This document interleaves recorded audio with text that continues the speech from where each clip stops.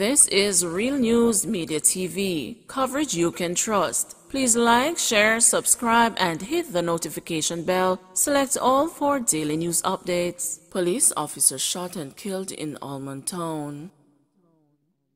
A police officer was yesterday shot and killed on Emily Lane in Almond Town, Kingston. He has been identified as District Constable Kemar Armstrong, who was assigned to the Bands Division of the Jamaica Constabulary Force. Constable Armstrong was reportedly at home when he was attacked by armed men. He later succumbed to his injuries at the Kingston Public Hospital. This was the second police officer killed yesterday.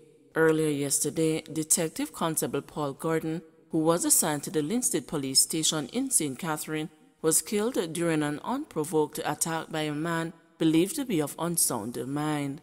The cop, who was not in uniform, was attacked and hit on the head while using a sidewalk near Linstead Transportation Center. A contingent of police officers reportedly shot and killed the perpetrator not long afterwards. Two charged in connection with quadruple murder in Clarendon.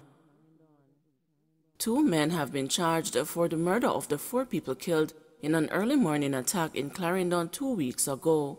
Investigators say the accused men, 38-year-old Oral Richards, otherwise called Creamy, and 24-year-old Andre Bennett, better known as Hammer, gave caution statements admitting their roles in the crime. They are both from Cherry Tree Lane in the parish.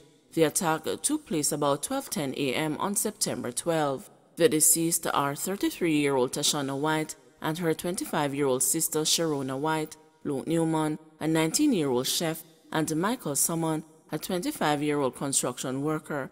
They all lived in Havana Heights, Phase 3 in the Denby section of the parish. In a statement released late Friday evening, Police Commissioner Major Anthony Anderson said the 2 men charged were among 6 suspects picked up in the parish on the same day. We still have in custody 4 persons, and we are looking at a few more persons who may have been involved. We arrested 6 persons on the same day, and it is out of that 6 that we have charged 2. 4 days after the event, we recovered 4 firearms based on intelligence and analysis. We recovered an AK-47 rifle, an M16 rifle, a 44 Magnum handgun, and a 9mm handgun. Those weapons, based on ballistics, have revealed that 2 of them match the scene of the murder, he said. The commissioner added that the case is progressing well and that the police are still looking at others who may be persons of interest. As it relates to the firearms that were recovered, the commissioner said the science matches specific persons to the location of the murder. It is important that the public is aware that the police, when these things come to our attention, is going to focus on it and find the perpetrators very quickly, he said, noting that investigations are continuing. Prime Minister insists Jamaica's vaccination program is of the highest standard.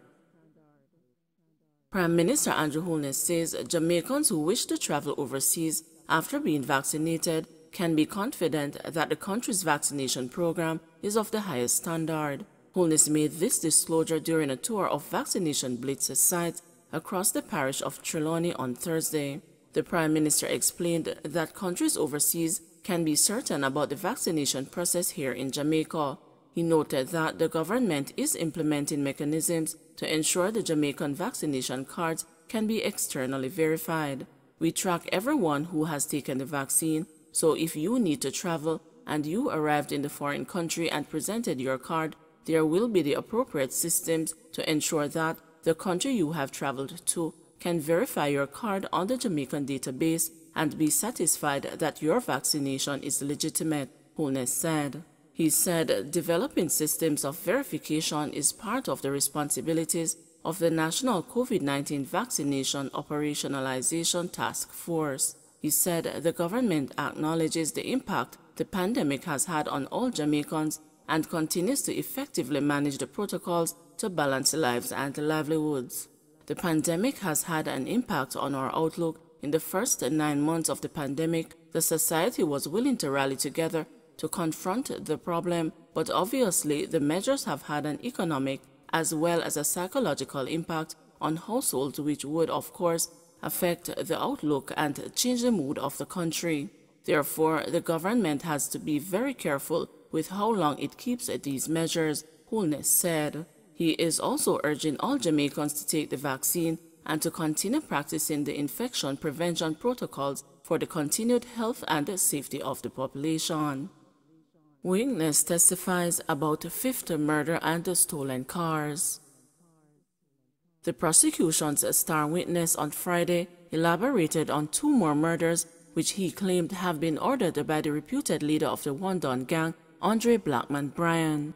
The self-confessed member of the gang, who has appeared very relaxed since the beginning of his spellbinding evidence on Wednesday in the Klansman One Don gang trial in the Home Circuit Court via video link, has now detailed 5 murders which he has admitted to participating in with the gang. The 2 murders the court heard involving the shooting deaths of an unidentified vendor in front of the now defunct Superplus supermarket in Spanish Town and another unidentified man at the Spanish Town bus park, both in St. Catherine on separate dates in 2017.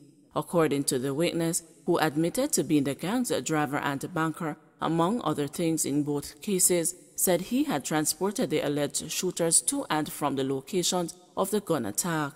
In the case of the vendor, the witness testified that Bryan had contacted him via phone about midday or after 1 p.m. on the day and instructed him to pick up 3 alleged members of the gang, Cartel, Lloyd Bank, and Satan. "Them a go mash up a youth at the supermarket," he said Bryan told him. He also told me to tell Ray Tay to drive out a white Nissan car, he said, while explaining that Ray Tay, whom he identified in court as defendant Andre Golden, was responsible for keeping the stolen cars. When questioned by the prosecutor about those stolen cars, the witness explained that a gang had bought 2 stolen cars, a Nissan Tida and a Nissan AD wagon from a man in Lauriston, St. Catherine, and those cars were primarily used to commit crimes. He further told the court that Bryan had instructed him to purchase those 2 cars and that he bought them for a total of $100,000. In continuing his testimony about the vendor's murder, the witness said that he then went for the men, who included Cartel, whom he also identified in court as defendant Andre Smith, and proceeded to Rivoli in St. Catherine to meet up with Ray Tay. When he arrived there, he said he saw 2 strange men with Ray Tay, who handed him 2 matic. After collecting the guns, the witness told the court that he left only with Lloyd Banks and went ahead to scout out the area to ensure that no police were there, and then called and told the men that the area was safe. When he reached the supermarket, he said that the intended target was seen and the Lloyd Bank related that to the others. The witness said he then saw when Satan and Cartel walked towards him and the Satan shoot him multiple times and him fall to the ground. Following the alleged deadly attack, he said he drove the men to their respective homes. In the other attack, he said he was present when Bryan instructed a now-deceased member of the gang, Mackerel, to carry out that hit while he, the witness, was told to bring Mackerel to Marchpen in St. Catherine to pick up a youth who would also be involved in the shooting. After picking up the men, the witness testified that he then drove to the shopping center in Spanish Town, where he dropped them off, and went to park in a Life of Jamaica parking lot. While there, he said, "I heard the gunshots started firing." Shortly after, he said, Mackerel called and told them that the man had been killed, and he drove out and picked them up. While the witness was able to provide details about the target, he was unable to shed any light on why Bryan had allegedly ordered them killed. Did Bryan give a reason why the youth must be mashed up? The prosecutor asked in relation to the vendor's death. The witness, in quick reply, said, "We don't normally get a reason." At the end of sharing his recollection of those 2 alleged murders with the court, the former gang member further testified that he was also aware of another order for the execution of a top lieutenant in the Tesha Miller-led Klansman faction of the gang. "I went to look for a gentleman by the name of Ice in Linstead. Don't know much about him, but he was one of Blackman's rivals," the witness testified, while adding he was a top man in Tesha Miller's army.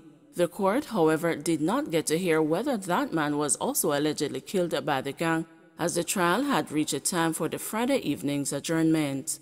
However, before the day's proceedings ended, the witness explained that the lone female defendant in the trial, Stephanie Christie, was involved in that plan, as she and another alleged gang member, Crooks, had visited him at his home to see Blackman before that incident. When asked about his dealings with the woman, he told the court that she had visited his home about 30 times to see Blackman and to chill, and had slept over one night. Christie was observed shaking her head before holding onto her forehead as the witness spoke about her. Her behavior, however, is somewhat of stark contrast to some of the other members of the alleged gang. One member was observed twisting and unraveling his hair, and at times jigging and playing an imaginary piano as the witness shared their alleged savage lifestyle. Another was seen making himself at home as he stretched out both of his long legs on the bench before him in the prisoner's dock while smiling and chatting with those around him. A serious-looking black man, on the other hand, was observed listening attentively for the most part, and could be seen looking on the heightened interest whenever the witness began his account of a new alleged murder. In some instances, he was seen talking with some of his co-defendants. The 33 defendants are being tried on an indictment with 25 counts under the Criminal Justice Act and the Firearms Act, to which they have pleaded not guilty. The charges include being part of a criminal organization, illegal possession of firearm, facilitating conspiracy to murder, facilitating murder, and facilitating arson. The defendants are accused of being part of the St. Catherine-based One Don gang, which is believed to have carried out murders, conspiracies to commit murder, extortion, and arson throughout the parish between January 1, 2015 and June 30, 2019. The One Don gang is a splinter group of the notorious Klansman gang. The new faction was reportedly formed during an internal power struggle between the reputed leader of Klansman, Tesha Miller, and Brian, who allegedly was a top lieutenant of Miller. Control of a lucrative extortion racket, which reportedly reeks in $1.5 million daily, was said by the police to have been at the heart of the conflict. Miller is serving a nearly 39-year prison sentence following his conviction last January on charges of accessory before and after the fact of murder in relation to the 2008 killing of Douglas Chambers, then chairman of the state-owned Jamaica Urban Transit Company. The trial will resume on Monday before Chief Justice Brian Sykes. Don't forget to like, share, subscribe, and hit the notification bell. Select all for daily news updates.